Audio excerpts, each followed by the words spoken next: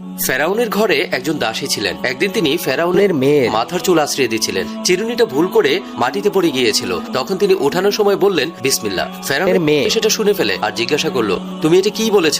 তখন দাসী বলল, আমার আর আপনার পিতার রব একমাত্র আল্লাহ। এটা শুনে ফেরাউন অনেক রাগ হলো, একটা দরবার ডাকলো আর সেই দরবারে দাসীকে হাজির করা হলো। তাকে জিজ্ঞাসা করা হলো, তোর কি আমাকে ছাড়াও কোনো রব আছে?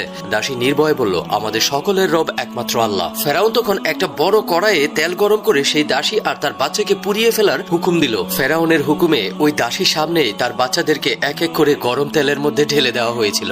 সবশেষে ছিল তার কোলে 5-6 মাসের বাচ্চা, যে বাচ্চাটাকে সে অনেক বেশি ভালোবাসতো। বাচ্চাটাকে বাঁচানোর জন্য সে পিছুপা হচ্ছিল, কিন্তু আল্লাহর কুদরতি জবান হঠাৎ করে বাচ্চার মুখে চলে আসে। আম্মাজান, নির্ভয়ে এখানে ঝাঁপ দিন। নিঃসন্দেহে দুনিয়ার আযাব আখিরাতের আযাবের চাইতে অনেক কম। আর সেই দাসী আগুনে ঝাঁপ দিয়ে দেয়। আল্লাহ আমাদের সত্যিকারের ঈমানদার হওয়ার তৌফিক দান করুন, আমিন।